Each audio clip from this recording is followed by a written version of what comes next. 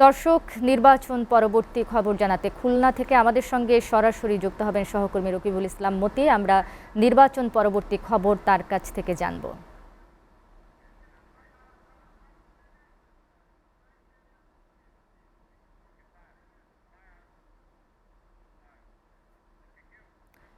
মতি, দীর্ঘ একটি ইতিহাসের জয়, এটি ঐতিহাসিক একটি জয় বলা যায়। এবং আপনি খুলনাতে আছেন। খুলনাতে 6টি আসন রয়েছে, এর মধ্যে বিএনপি এবং জামায়াত জোট কয়টি করে আসন পেয়েছে এবং সেখানে জনগণের উচ্ছ্বাস কেমন দেখতে পাচ্ছেন এবং কোনো পাল্টাপাল্টি অভিযোগ আসলে পাচ্ছেন কিনা?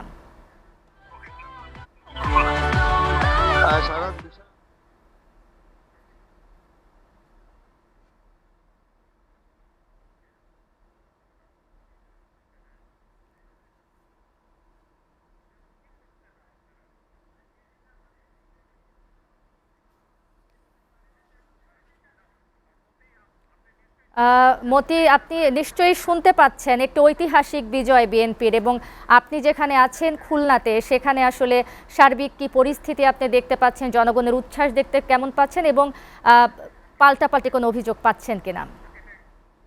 কিন্তু সেই সিটটা কিন্তু এবার বিএনপি হারিয়েছে। এখানে এবার দাঁড়িপাল্লার যে প্রার্থী রয়েছেন তিনি কিন্তু এবার নির্বাচিত হয়েছেন এবং সে কিন্তু এবার বিএনপির সাথে কিন্তু সেই দাঁড়িপাল্লার প্রার্থীর কিন্তু হাড্ডাহাড্ডি লড়াই হয়েছে।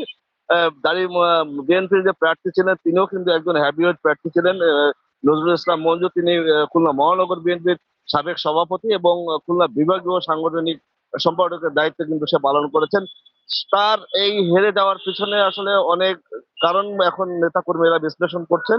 তবে উল্লেখযোগ্য ভাবে বলা যায় যে তাই মনে করছেন যে দলীয় কোন্দলের যে একটা বিষয় রয়েছে বলে কিন্তু সাধারণ যারা নেতাকর্মীরা রয়েছেন এবং তারা মনে করছেন, বিশেষ করে মঞ্জুপন্থী যারা আছেন তারা সাধারণত এখন খুলনা মহানগর বিএনপির কিছু নেতাদের দায় দিতে চাচ্ছেন এবং তারা বলছেন যে তাদের অনৈক্যের কারণেই তারা এই সিটটি হারিয়েছেন। আরেকটি সিট যেটি হারানো হয়েছে সেটি হচ্ছে খুলনা 6 আসন। সেই খুলনা 6 আসনে এর আগেও কিন্তু জামাত ইসলামের যে প্রার্থী, জামাত ইসলাম পেয়েছিলেন এবং সেই আসনটি জামাত নির্ভর বলে কিন্তু সেটা ধারণা করা হয়েছিল যে সেটি প্রাথমিকভাবে তারাই পাবে, কিন্তু এবারও তারা পেয়েছেন। কিন্তু উল্লেখযোগ্য বিষয় বলতে হবে যে শারমিন, খুলনা 5 আসন কিন্তু একটি বড় একটি জায়গা, কারণ সেখানে জামাত ইসলামের যে প্রার্থী রয়েছেন জেনারেল সেক্রেটারি জেনারেল মিয়া গোলাম পরোয়ার, তিনি কিন্তু এবার হেরে হেরে গিয়েছেন। এই তার সাথে যে প্রতিদ্বন্দ্বী রয়েছেন ছিলেন আলী আসগার লবি। আলী আসগার লবি কিন্তু খুলনা একসময় খুলনা 2-এর কিন্তু এমপি ছিলেন এবং খুলনা 2-এ তিনি নির্বাচিত হয়ে কিন্তু বিসিবি বোর্ডের চেয়ারম্যানের দায়িত্ব পালন করেছেন। পরবর্তীতে এবার তাকে কিন্তু খুলনা 5 আসন দেওয়া হয়েছে এবং 5 আসনে কিন্তু তিনি কিন্তু এবার জয়লাভ করেছেন।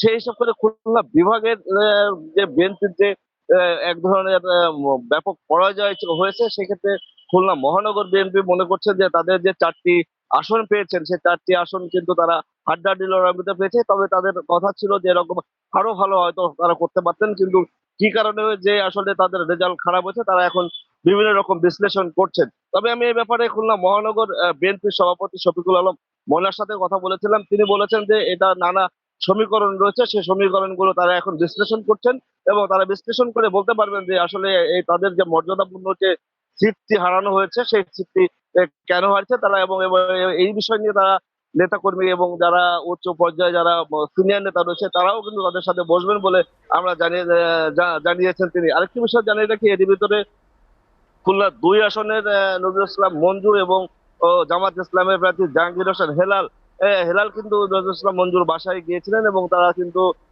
একে অপরকে সহযোগিতা করার যে আশ্বাসটা দিয়েছেন এবং তারা কিন্তু বলেছেন একে অপরকে মিষ্টি খাইয়েছেন, এটা আমরা জানতে পেরেছি। এবং খুলনার অন্যান্য যে আসনগুলো রয়েছে তারা সবাই একসাথে কাজ করার যে বিষয়টি তারা ব্যক্ত করেছেন।